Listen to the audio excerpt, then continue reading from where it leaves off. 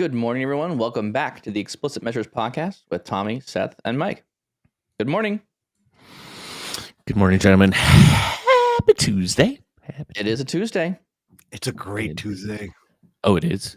I think so. Well, It's supposed to be warm today. It's warming up real quick. If for those who live in the Midwest, Northeast, Northwest, I guess also would count. This is the best time of year. It has to be. Like 100%. Yeah. Like, I mean, even though I did not know this, but in Chicago, fall lasts for like 8 days. Very also true. Also very true. That might be just a Midwest thing as well. But it's like the best 8 days, though. But it's the best 8 days. I mean, yeah, with the leaves and everything, and then it's going to be one day of snow. It's over. Yeah, yeah. I don't disagree with you, and it's it's sad, but there's got the cycle, man. It is the most beautiful time of year, bar none. Everywhere you look, it just the most amazing colors on the trees, and everything just takes a completely different view. So 100% agree with it. And yeah, it's way too short. Way too short. But it is still my favorite time of year. Yeah, it's still worth it. Still worth it. Even though it's 8 days, still worth it. Yeah, right. So I don't think we have any really intros today, but I'll just quickly introduce the topic here. And if we have any other kind of intro pieces, we can go through those as well. Today, Tommy found this one. This is a link from someone on a post on LinkedIn that was absolutely hilarious. And this is kind of the what's the guy's name, Tommy? I forgot the name. Mike Ebers. Awesome way of just kind of portraying the business interaction to IT. How do he's in a restaurant. So let's set up the scene here. He's in a restaurant. He's trying to order some food as if he was going to order his data from the IT organization or whatever, central BI, whatever you want to call it. It's just spot on. So the link's already in the description. I'll also grab the link here and put it in the chat window. So if you haven't had a chance, go watch this video. If you haven't seen it already, light it up, favorite it. It's really funny, and I think it's very spot on and on point. Hence the name of our episode today, which is Power BI Best Served Hot, like a dish or plate of food. What I'm really excited about is this. For those who are listening audio, don't worry, we got you covered too. It's also in the description of the episode, in the podcast. So you can click the link. But what I'm really excited is it's a 2-part series today. We're taking the business intelligence point of view on, like, why does this hit home? Maybe we laughed a little too much watching this. Maybe not. Really. Maybe we've had conversations like this before. I don't know. You're right. And then on Thursday, we're going to take the business side. Why does that occur? Is that the IT side? Well, we're flipping it. Yeah. Perspectives. Yeah, the perspective. So, and I honestly, I love the idea of what he did, because it's literally the description in his video. To your point, Mike, is how data people, or how you order food the way people ask for data things. Yes, totally. Yeah. You know us. We love data and food because we got Tommy on here. So naturally it came to my LinkedIn feed. Yeah. Tommy's new icon on all his certified reports is a little cannoli in the right-hand corner. Little pistachio cannoli. Logo guy. That's the logo guy. That'll actually be great. Change it up. Tommy was also saying something yesterday about, I don't know, something about bread. Oh, the last episode. That's what. Tommy's like, I just saw the thumbnail from the last episode. Yeah, it's like rolls in Power BI, and I literally put a plate of rolls next to. Yeah. I don't know which one of us was doing it, Seth or Tommy. Perfect. What I should have, as I was thinking about it, I should have had one of us with our expressions with our mouths open, and then I should have just shoved a roll in the mouth, and so we could be eating the rolls. Called me, I would have taken that picture right away.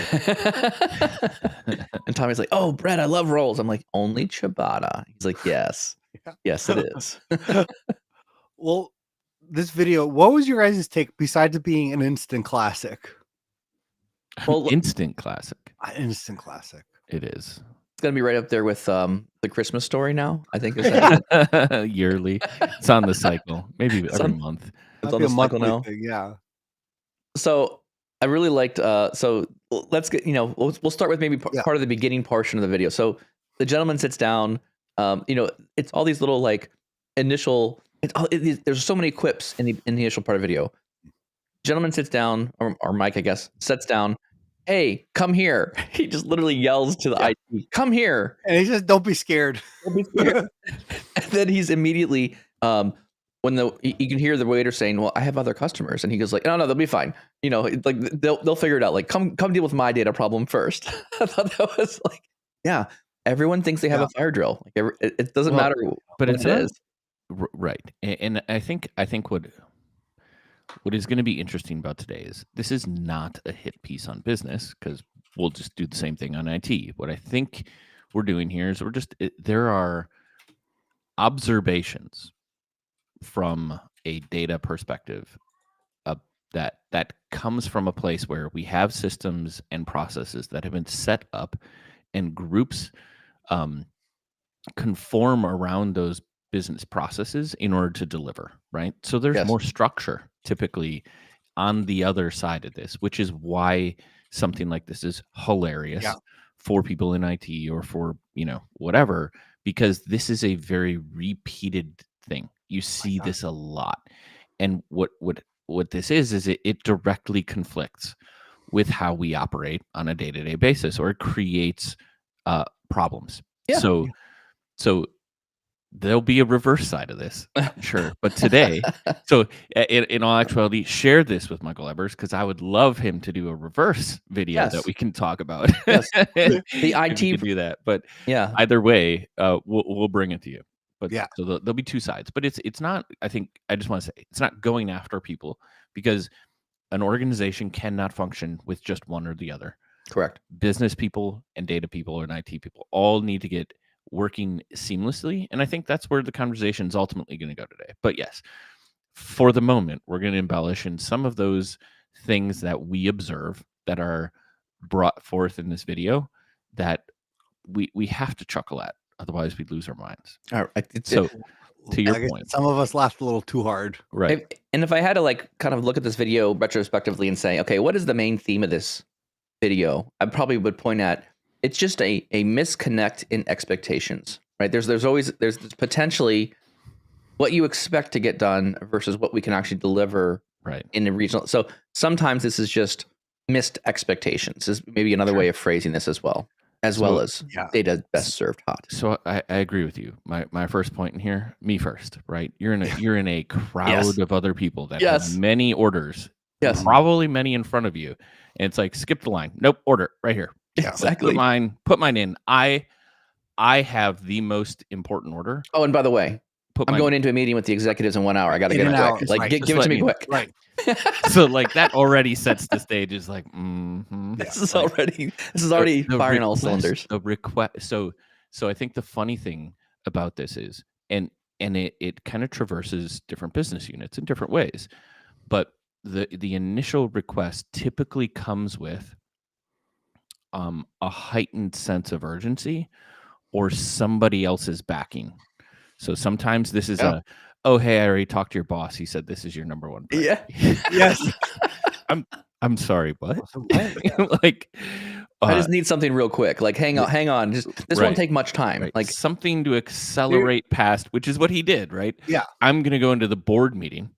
Right. Like, yeah, exactly. I need the most important the board meeting where I talk about most important thing. Your team. Yeah. Your boss. You're talking to your boss about the data. You got that? Okay. Yeah.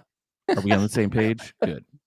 And I think that there's to me, I saw 5 main giant themes that were like when I laughed too hard through my teeth, like I think I need the best quality. He talked about I need this in 30 minutes, and then the lack of respect on it's gonna take 30 minutes. Oh wait, no, that's fine, kind of thing. Like, well, I liked his order initially. The order is give me something quick here. And then the order was Wagyu and sauce and all these things that take forever to make. Very slow, very hard to cook things, expensive things, no less. But all the very fancy things, I thought that was just, that's hilarious. There's a few Easter eggs in there because I think he said some contradictory things. I need a gluten-free, milk-free, or something like it. It was like, well, yeah, the most extravagant thing is I can't with the most exceptions. In the least amount of time. Yep. And then one of the things he kind of right through the middle, he's like, by the way, McDonald's is doing real-time AI. Oh yeah, that was good. why aren't we? And it's like, why is that not available here? And it's like, how many times you've heard that? Like, well, I heard in a newspaper someone's doing this. The budget, AI. Every word is AI. Well, where's my side of AI? Where's my side of AI, my generative AI? Yeah. Well, even in that line of thinking, right? And this is something that is going to cycle back and be a cause of another problem in the interaction, which is the timeline. Rather, the timeline. He's dictating when that food needs to come out. Yes. Rather than ask when it's going to. It's just, I'm front of the line. Here's my order, and it's going to come out right away. Right away. Yeah. My favorite part was the food comes out, and he's like, "What is this? What is this?" I specifically asked for a green, which he did not ask in the beginning. Because I'm like, wait, because if he's a data guy, changed. All the requirements changed. And I actually went back in the video to check. I'm like, did he actually say these things? I did the same thing. Guy, none of them were said in the beginning. None of them. I don't understand this. I don't trust it. I don't trust it. Like, I was like, I've heard this before. You give them the data or the report, and they're like, I don't trust it. I asked for this to be green, and then but again, these all resonate for anyone who's been data. It's like, listen, I don't know what's wrong with it. That's your job to figure out. Exactly. I just know this is not right. Right. You tell me where it's wrong. Wait a minute. You just said it's just kind of not right. Like, what part is not right? All of it? Right. Some of it? It just doesn't look right. It just doesn't look right. Well, just because you expect your numbers to be higher than what they are doesn't mean they really are. This could actually be the real numbers. You just don't have a clue. Right. What's going on with the numbers? So, and I think those are still really all of us have dealt with each of these. And just like I said, hit home. Yes. Hard. It's funny. I liked it a lot. I did. Well, one, just the quality of the video. He's a great actor. I think it was made in the comments too. Like, hey man, if you don't like your day job anymore, keep up with these. These are this should go viral if it hasn't already. Seriously, it's funny. So, what for you guys? Out of all those themes, what do you think resonated for you the most, the hardest? What hit home? What hit closest to home? I think some of the pieces around, the funny parts around 100% accurate, right? I've always kind of communicated to anyone when I'm working with them, like, if you want 100% accurate data, be prepared to spend money on it, because it's like this, it's like a curve you can never really achieve, right? You can get really, really close to 100% accurate data, but you're going to spend more and more money to be able to make that data as accurate as possible. And that for me, which is kind of one of those parts, because it's true. I mean, this is why when you work with banks, it's expensive to work with banks, and they take a lot of money from you because they're trying to make sure they don't lose any dollar or cents. They got to be like spot on. They can't be off like, oh, Tommy, sorry, we lost $100 in your bank account. It was just rounding errors. It was just a miss on our part. You're like, no, you can't have that. It's got to be like, how it works. It's got to be exactly right all the time and audited and all this kind of stuff. That costs money. 100% accurate is an expensive way to handle and manage data. Tommy or Seth, anything that you kind of resonated with in this one? I mean, it's hard to pick one thing in it, right? And I think where it just compounds the hilarity, like where this is funny. Oh my gosh, this is really, really funny, and I start losing it. Is the fact that throughout this thing, it outlines one of the largest problems typically between these groups of business and IT, or business and data, right? Business, we already know it's already under tight time pressures, but what happens is right out of the gate, it's complicated, right? It's a complicated order. High demands, complication. It's a one-way conversation, right? There's no asking of anything. It's just, here's what I want. You go do it. Oh yeah, by the way, you have to give it to me right away.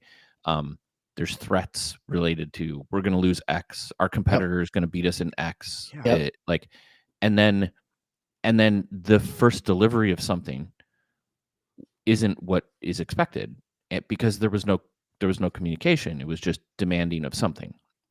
And where I think we'll get into some positive things related to, like, how do we stop this? The vast majority of the time, there are not nearly enough requirements. The vast majority of the time, it is a generic request. the vast majority of time, you're flying blind trying to iterate and deliver something, and ultimately, you typically sometimes hit a timeline where sometimes your stuff isn't even used, right? Or it's only partially.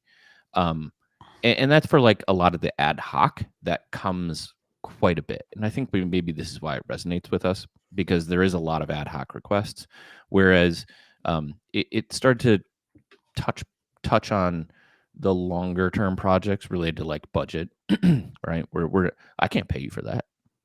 Well, then there was a misalignment from the beginning around what you expected to get for the dollars you were going to spend. And because we didn't have that communication, or you just automatically demanded what you wanted without looking at pricing or whatever, we're in this spot because you put us here. Now, it's not a blame game, but where this ends is like this mentality of, we'll keep you guys going. When I actually get to the board meeting, I know like nobody sees you anyway. I'll let them know how you're delivering. And that one I could talk about for 10 more minutes, but like that is also true, right? The business runs in the business realms, and unless you're an actively engaged data and IT team communicating regularly with business owners, they will have no idea what you do. So it's like the back of the house, right? So if he's in this area, he's causing a stink, his order's all messed up, it's wrong, blah, blah, blah. But nobody hears the correspondence with the waiter, and nobody understands what they did in the back to get out what he demanded in the timeline that he wanted, right? Yep. So in that case, it's very easy to be, as he's walking out the door to the other patrons, this place is horrible. They can't even get my order right. They overcharged me, right? Like there's a narrative here that is phenomenally hilarious because it's true. Like our experiences speak to a lot of this happening across things. And what I think it speaks to is the breakdowns of those business groups not working together well, which is hard. It's a people problem. Yeah, and I know I've had these situations in all levels that I've been in as the lowly data analyst, as the director of BI. It's a little different as a consultant now, but no, and also seeing where there's very low adoption. And I think to me that's where they come back to, because there's an excellent point, Seth, on there is a lack of understanding on what the business intelligence team does, the effort involved, and the resources required. That usually leads to that. My first data analyst job, I remember there'd be a lot of Thursdays. They're like, "Oh, we have a board meeting tomorrow. Do you have this?" Like, no. It's like, why don't you have this? Like, it's never been asked. And then it was one of those late nights. But I think all the things that Mike talked about in the video, in the comedy parts, was a lack of adoption, because there's a lack of understanding what data does, how it actually gets cultivated, and how it actually gets finally formed, where it's like, no, just go to your resource and supplier and tell them you're not going to pay this, or exactly. But in all those ideas, because it's in so many words, there's no idea in a really bad data culture. There's no idea how the sausage gets made and the effort involved with governance, with process. It's like, well, no, you're a data person. It's a bar chart. How hard is that? Yeah. And I think you speak to the flip reaction side of things, where I think there was some comments related to his video that he took really well too, where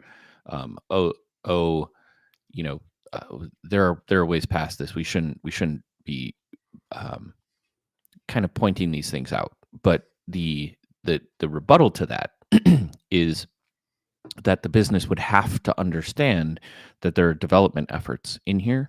Yeah. And when we're talking about data, no, you can't just whip things out the door, because if you misrepresent something to somebody, they're going to look at your report and they're going to blame you for it not being right. Like there are checks, and we talk about these checks and balances all the time.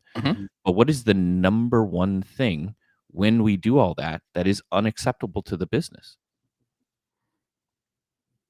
Time.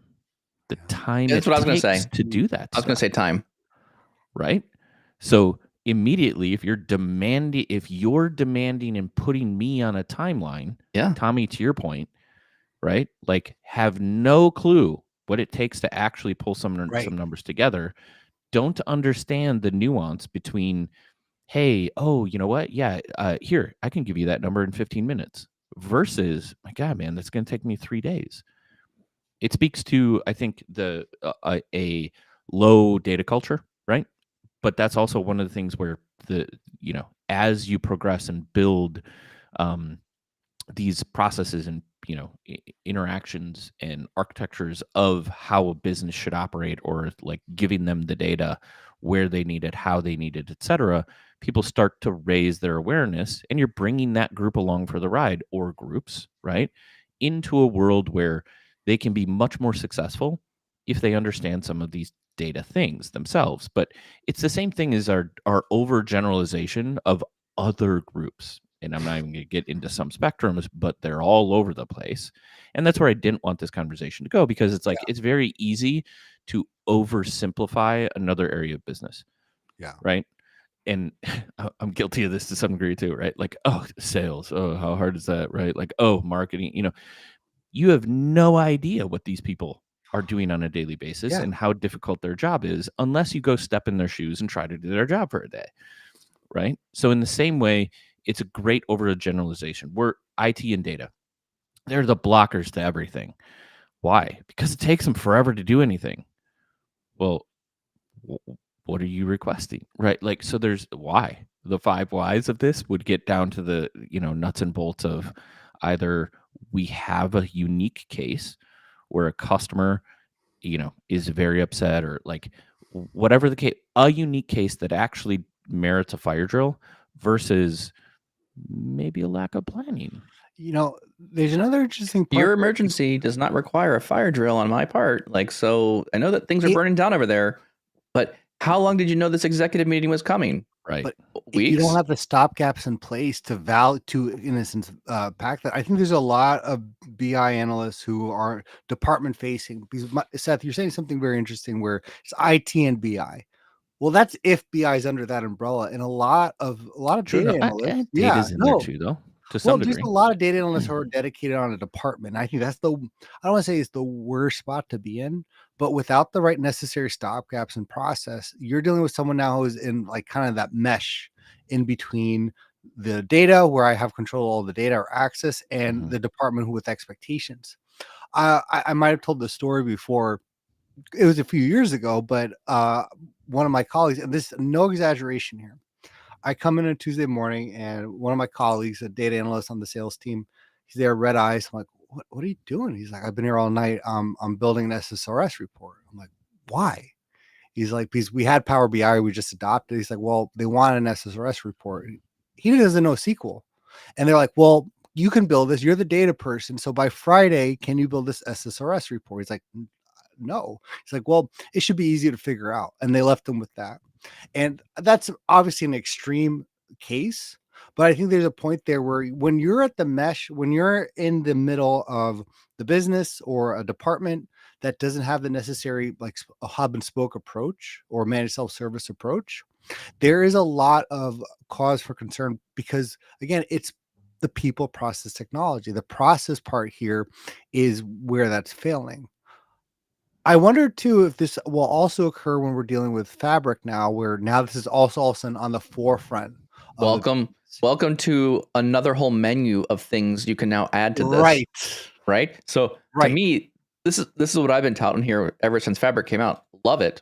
Fabric is great. It adds so much capability to the business.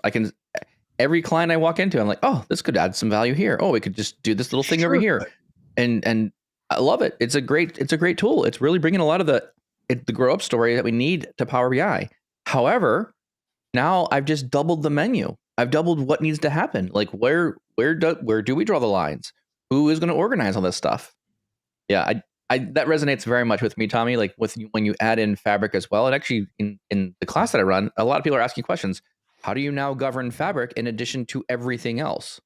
Yeah. How is this going to change how we build our ecosystem? And these are really good concerns and questions that people, especially leadership in the BI department, should be thinking about. Having those candid conversations. What does this mean to my business? There's going to be some Joe Schmo telling some BI like, hey, just do the medallion approach. I read about that. That should be easy now that you have Fabric. And then they walk off. You're like, what? Why? What is going on here? Well, I liked the part in the video where he was like, just pull my steak from the kitchen. Pull it from the kitchen, like quick, like just do it quickly. Just pull it from the kitchen. I'm like, pull it. It's like, just like, oh yes, the exact question you were looking to answer has already been developed in the kitchen. We just have a whole bunch of food lined up, ready to serve you immediately out of the kitchen. This takes time to prepare. Like, right. Again, this is where I was like, there's just another disconnect in conversation or another disconnect around expectations. Again, I keep going back to a lot of this just feels like expectation management and a lot of expectation understanding of like, what can you produce? So we keep hammering on the expectations. So I feel like this needs to be asked. And I don't know, there's not a definite answer, but can we at least assign or try to assign fault here, or at least assign where does the origin of this? No, we keep hammering on this idea of expectation. Well, it's a lack of expectations, a lack of aligned expectation. There has to be some origin that this commonly appears. We've heard about this in our user groups. This was part why we started the podcast, because these are all the gray areas, candid conversations around that. 100%. That we're like, oh wow, I'm not alone with these misaligned expectations. Mm-hmm. If you were to actually take leadership or the department or the people or the technology, could we, in a sense, I don't want to say assign blame, but see where maybe this normally does occur, the misaligned expectations? Is that possible? Where does it normally occur? I mean, I think it really, there's a couple of challenges I think that we face here. One is, are we actually providing what we feel like is the best way to serve data to the business units? And again, what I'll point out here is Power BI has made data a commodity to some degree, right? There has always been this, I think up until this point, in my opinion here, is there's always been this a little bit of a technology barrier between people building cubes of data and things before Power BI came out. A lot of the other visualization programs out there didn't handle data engineering. They just didn't do it. So there's a lot of barrier to entry where you knew you had to go get skilled people to go develop these things. What we saw, I think, with the trend moving with data is the central IT or the central BI department was just trying to say, well, how about we just give you more access to data further upstream, right? Hey, business, you're asking for things very quickly. We can't meet your needs quickly enough. Let's help you deliver things. Let's build you a cube or a warehouse or a business objects thing. And here you go. Pick the fields you want to drag onto a table. And so what wound up happening was we have a bunch of users building lots of tables to export the data and get it out to Excel to do the analysis they want to do. But then some of the complaints go away, right? Because now they at least have the data or they can get their hands on it. I think this is the same thing with Power BI. Power BI kind of came in. It made it very easy for you to build your own data objects, things, value from them. And so by commoditizing the ability to make and engineer data to the broad part of the organization, now there's this, well, I could just pull 3 sources of data together and just stitch it together, bing, bing, bing, done. I'm done. Like, why is it so hard from you, large enterprise? Why is 1,000 records versus 10 million records so much more difficult to work with? Why don't we have the tools to support this? And I think there's the idea of the data space is ever evolving, and it's unless you've got your team marching the same direction, I think we kind of underestimate how long it would take to build something, or how long it takes to get the data, or how long it takes to load things. There's some expectations there that when you look at it from a team that has gone through this process and been burned multiple times, or has built something and it didn't work, or they tried to get requirements but no one's articulated them well, it's very hard to get good requirements out of a team to know exactly what you're trying to deliver for these things. So having a process around that really helped, I think, improve that communication between the two groups. I don't know if that answered your question, Tommy. That was just my thoughts around what you were saying there. I think my responses are kind of aligned with Mike's. Asking whose fault is it? It's a nuanced answer. Yes. In every organization. And I think what you're asking in a different way is, what is the value of a data culture? What's because the crux of a problem related to an organization having failings between departments and not being able to deliver because that's what we're talking about. Like, there's going to be conflict between a group of individuals that are saying, I have these needs and they're legitimate, right? So in this video, it's funny and it's humorous, but there are legitimate needs that business people have, whether that's in marketing, sales, engineering, whatever the case may be. Sure. They're different purposes, different needs. I think it drives into like, what area of the organization are you struggling with that probably require thoughtful planning to enhance and build. Like, ultimately, to ask a question back to your question, why is the data team the blocker? If we have all these tools and technologies, if we have all these, avenues for business to generate reporting, why aren't they generating their own reporting? Well, then that leads to a different question. Do they know how to use it? Have they been taught? Like, do they have access to the data? And if they have access to the data and they just don't know how to use the reporting tools, maybe it's a training thing. Mm-hmm. I always think about solving problems related to like situations like this of, have I said yes to all of those things and it's just a person problem? Because if I haven't, then something is deficient and my expectations are not in the right place. Ooh, that's a good point. So even as I think it was either called out in comments or you guys said it, IT technically, or even data, we get into this really gnarly bad habit of just taking requests, right? And we talk a lot about like, what is the process that we want to engage in the business. We have to ask these questions. We have to suss out what we need. And unfortunately, a lot of those pushback and driving for more questions and driving for more things result in the business person not knowing. And that's why I kind of jest a little bit around planning, or depending on where the request is coming from. There's lots of demands, but when you drive into the actual needs, there wasn't a lot of thought. And that's a failing. I would say the business person should have a very clear understanding that if they're requesting help, which is what they're doing, they should fully understand the problem. And maybe this is where there's just a like open a kimono moment, right? In many organizations, if your data team is even remotely connected to IT, and this is why I say, even if you're not, you should build your own team processes.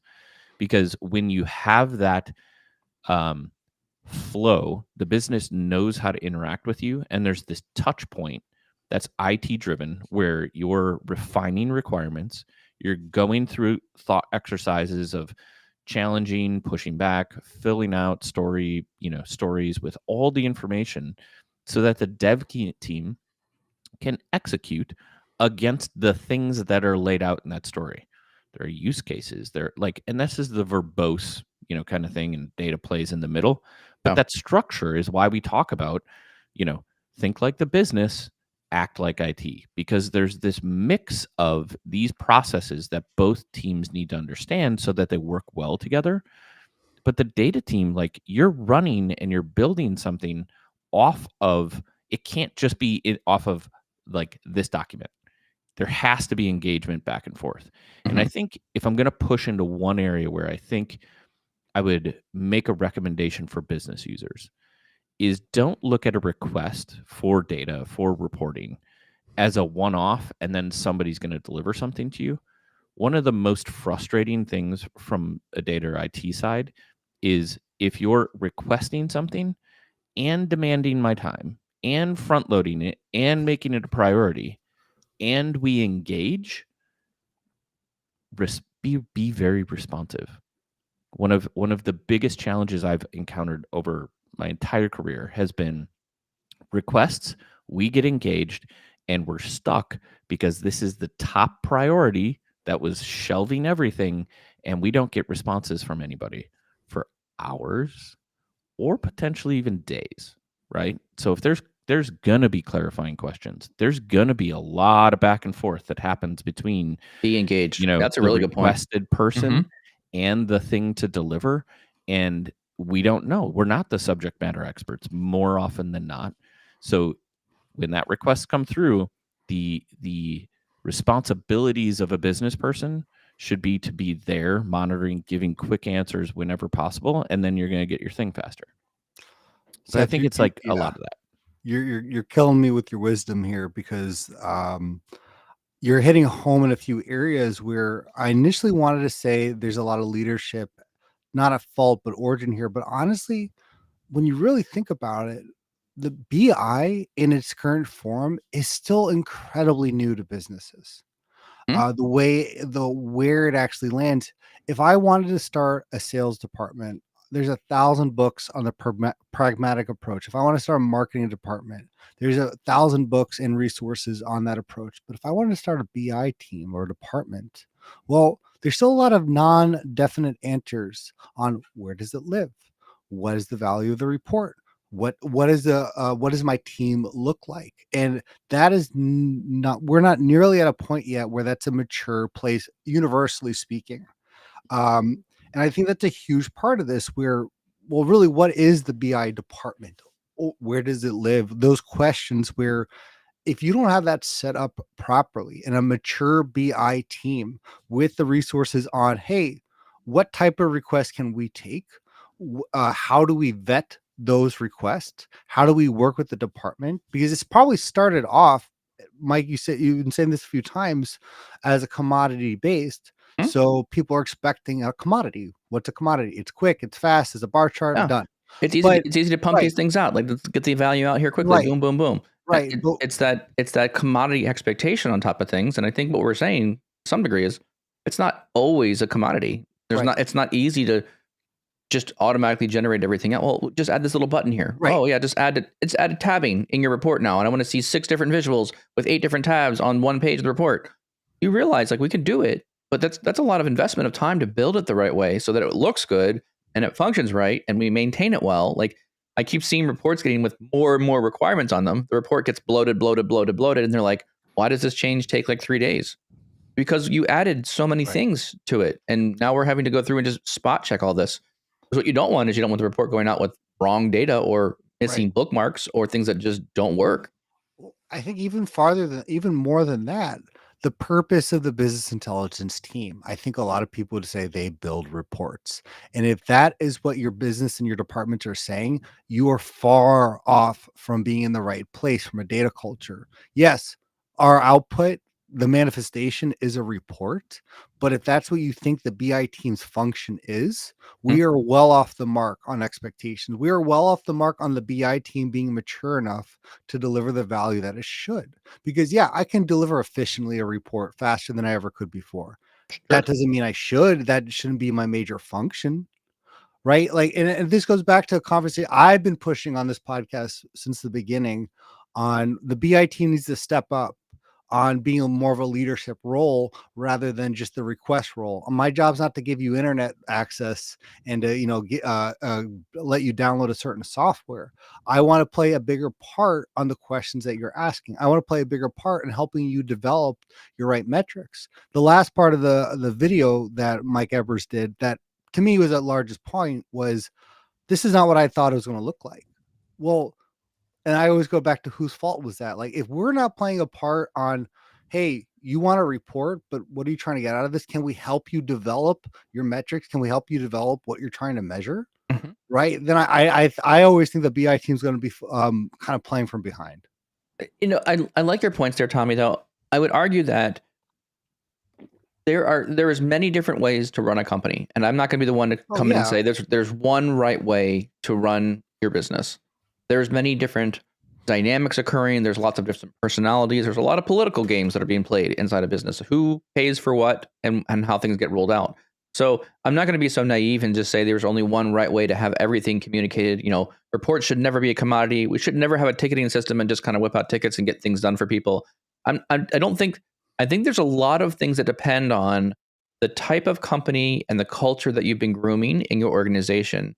And I think a lot of companies haven't really sat down and kind of made that internal reflective look at themselves and say, what kind of data culture, what kind of culture do we want to have? And a lot of this stuff just kind of organically grows over time.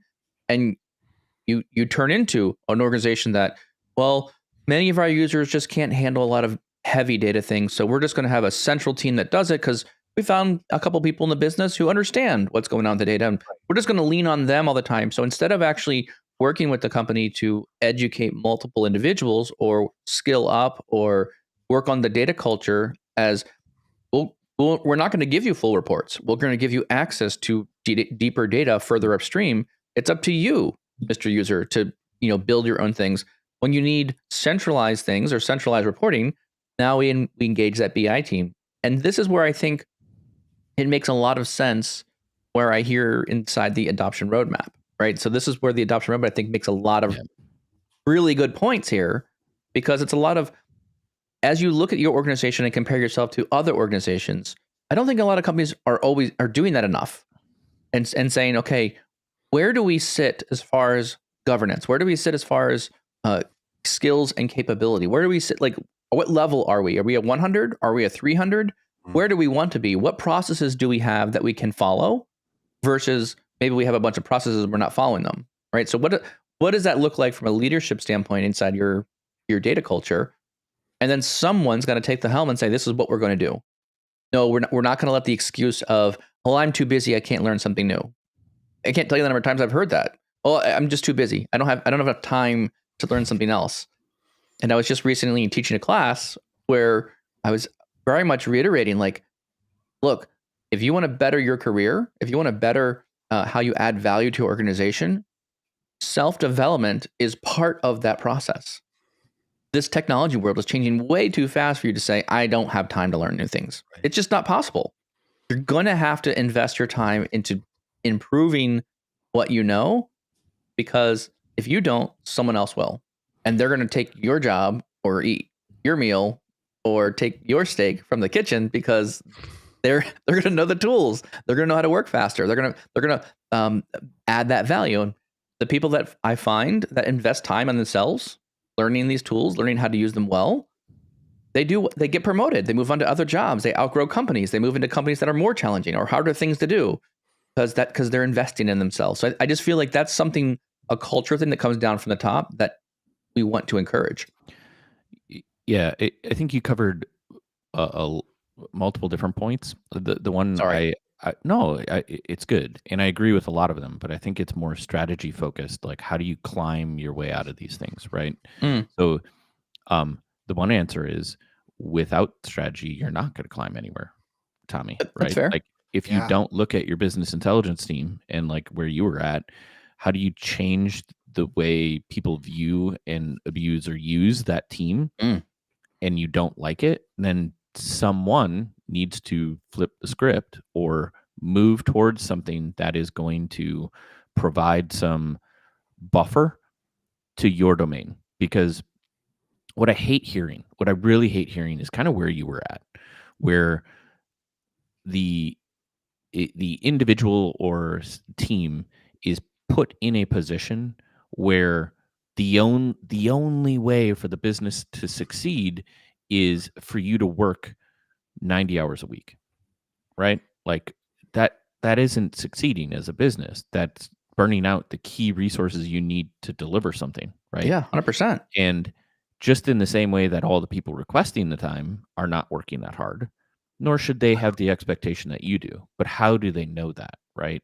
And that is something that self-reflection in a person or a team, I think, is warranted.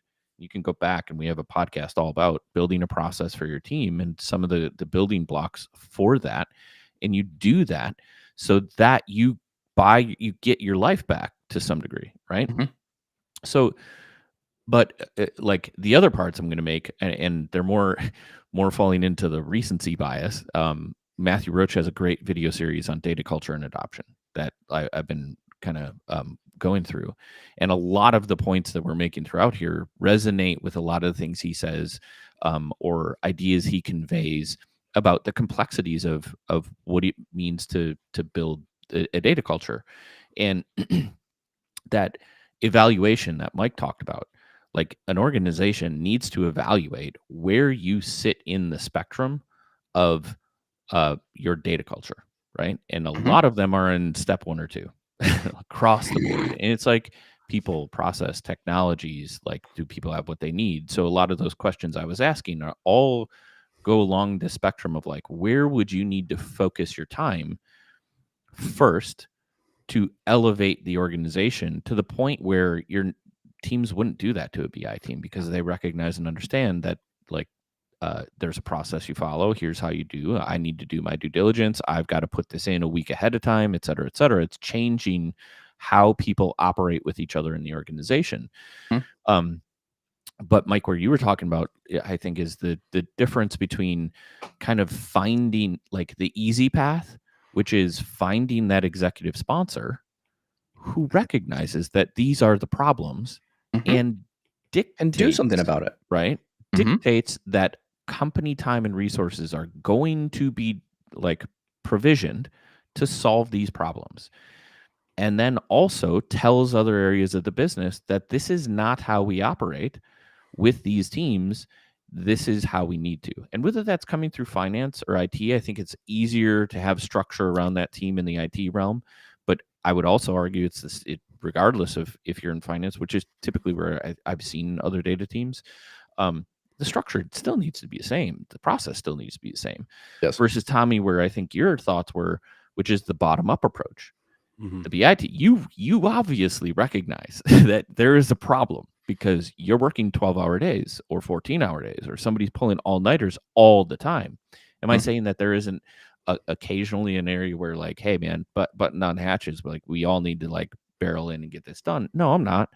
But it shouldn't be the norm by any stretch of the imagination. The challenge with that though is you're gonna hit a threshold. Somebody has to agree with you that this is a problem and it needs to be solved.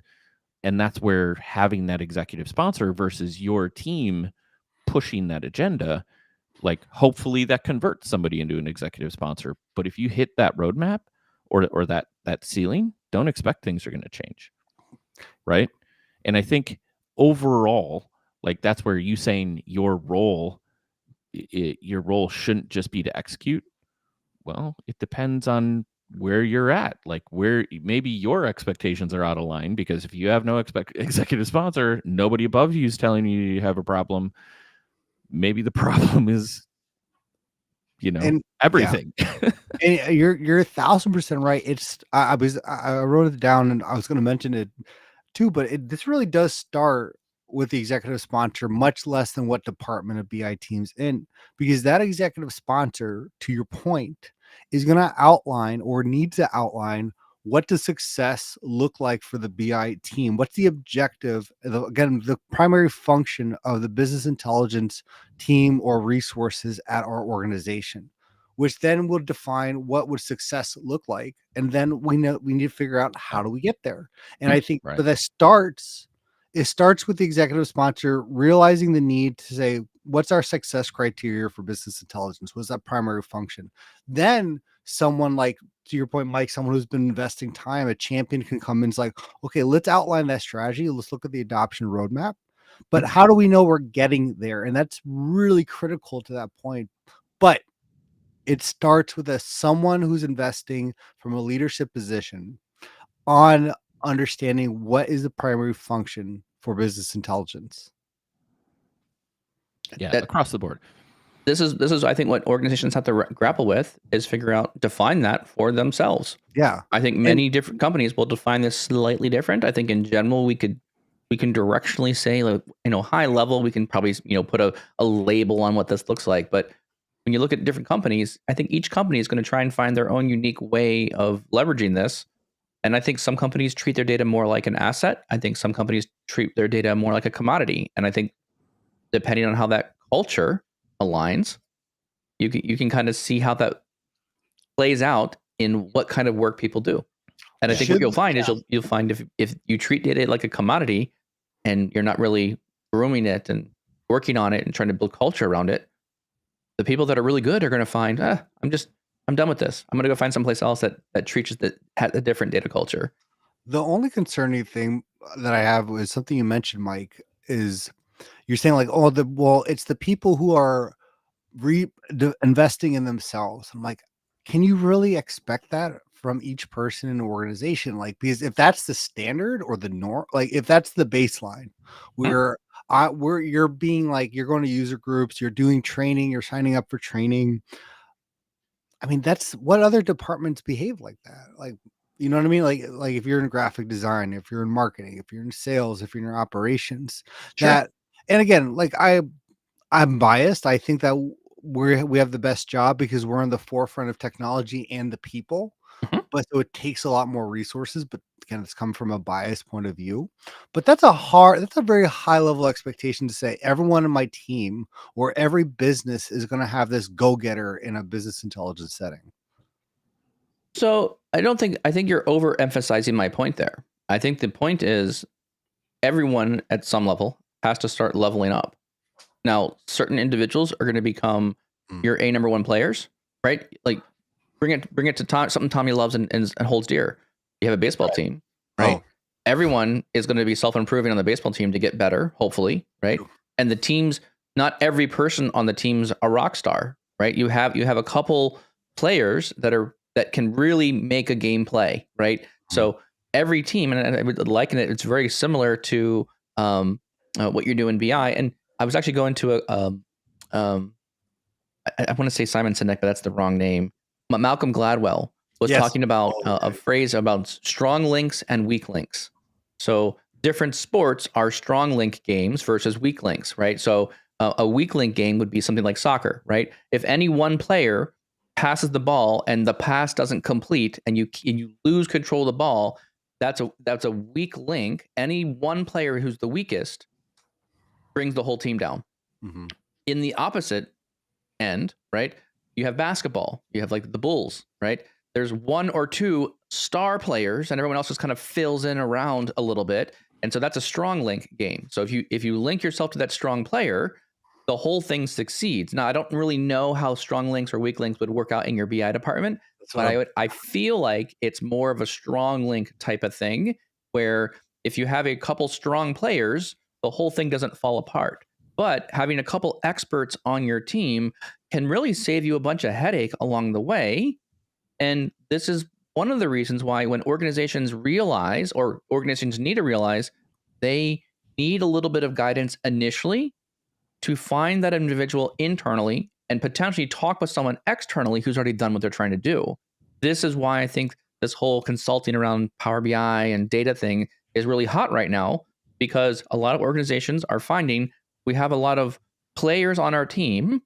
We don't have a strong all-star yet. We've got to bring in someone to come in and help either bring the all-star to the team or we've got to train up someone internally to become the all-star. And so I agree with your statement, Tommy. Like, yes, we should really encourage people to self-drive and self-learn, but we can't expect everyone on the team to play like a rock star all the time. There's going to be a couple individuals that I think are going to play above, throw above their weight essentially, and be able to play at that other level, that higher level. So I don't know. It's a Oh, really interesting kind of concept there. yeah, well, I think it alludes to the fact that where the challenges of business intelligence or data within an organization have changed now, right? It's very easy, and we'll probably do the whole thing on on the business for view of IT, but like many organizations still are in the realm of IT controls everything, right? And IT is the blocker. And what Mike you're presenting here is a different challenge, which is, well, if you have the data available to you, if you have these reporting tools, who's really the problem? Is it the business because you don't have an individual that is stepping up to like raise the game, but I think it's not really a blame thing. It's like No, there's an opportunity that did not exist before that's my point. for a business person. Yes. And if you wanted to elevate your career out of business into business intelligence and Yep. data, which is a multifaceted area because it can go IT or Gotcha. business, Mm-hmm. Yeah. Yep. you're growing skill sets that will enhance the value you have to an organization. 100%. Yep. This whole SQL Server thing wasn't a flash in the pan. It Right. didn't they didn't like release it and like, oh wow, great. And then 3 years later it's gone. Out of here. Right. I think this is the next. I mean, Excel has been around for 30 plus years. I remember talking with some family members about me moving into the Power BI space and going very heavily into the technical space around Power BI. As I continue diving deeper into this direction, everyone's like, well, what happens if it like fizzles out? What happens if Microsoft decides that they're not going to do it anymore and they kill, like, the product goes bad, that, people don't, it gets moved, it gets demoted or whatever. And I said, I leaned on some of my experience. Like, I'm looking at the business intelligence tools that have been done previously.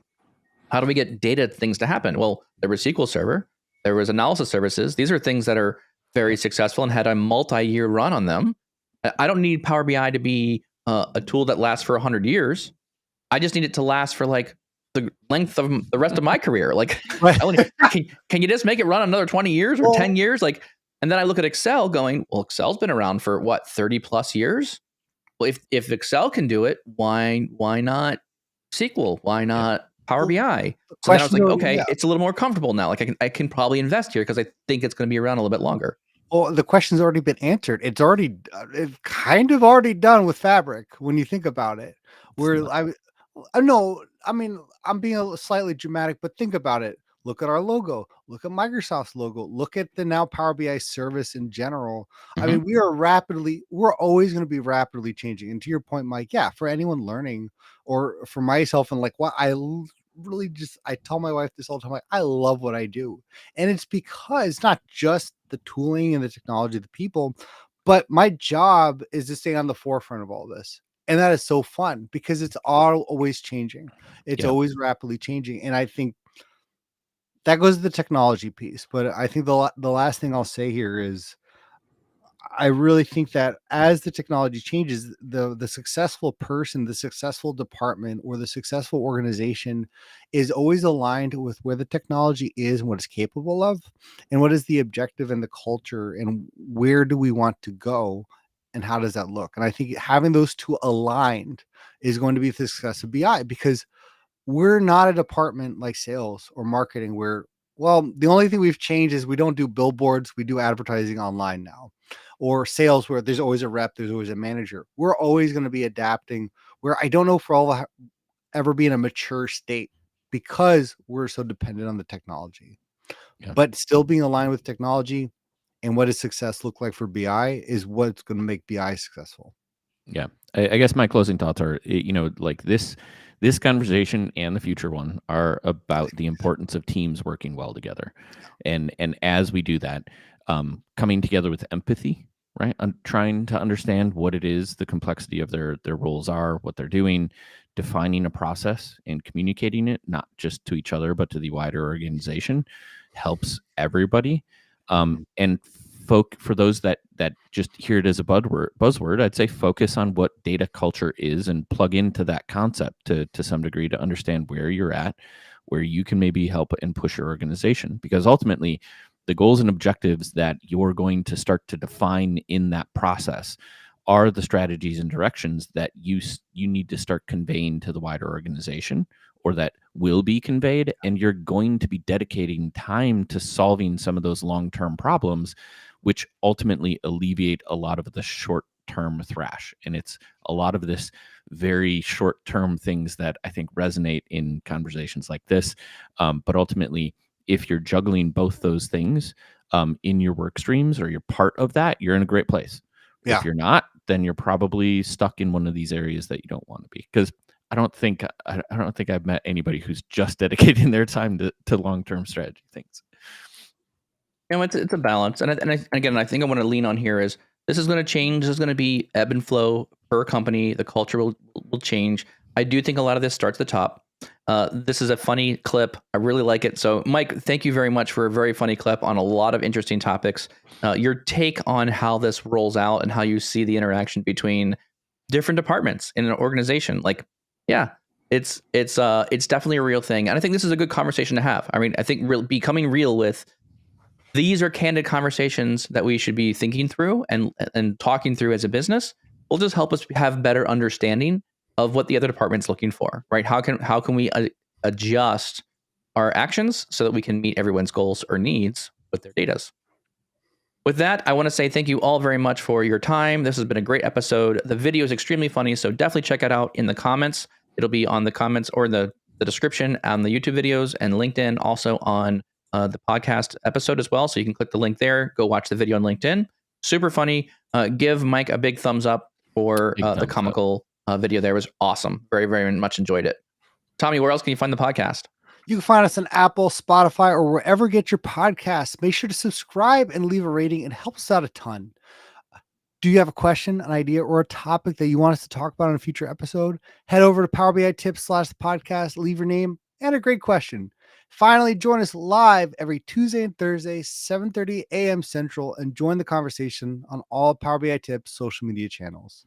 Mike, I'll give you a shout out. We loved your video, but the challenge is on now. You've got to flip the roles. We need another video that reverses things. So you were looking at it from the business towards IT. We need a lens from the IT towards the business now. So get ready, Mike. You gotta amp it up here and add another video. We need another good video. So we'll have to start taking scripting or maybe actor. Maybe we have actors a guild here to kind of figure out who should play the next role here and what should the next scene be. Right? He's in a restaurant ordering things. Is it in a restaurant? Is it somewhere else? And maybe it's in the kitchen. Maybe it's in the kitchen. Maybe the next video should be the chefs in the kitchen talking about things. So this is idea gold here for you for free. There you go. That was your freebie right there. Thank you all very much, and we'll see you next time.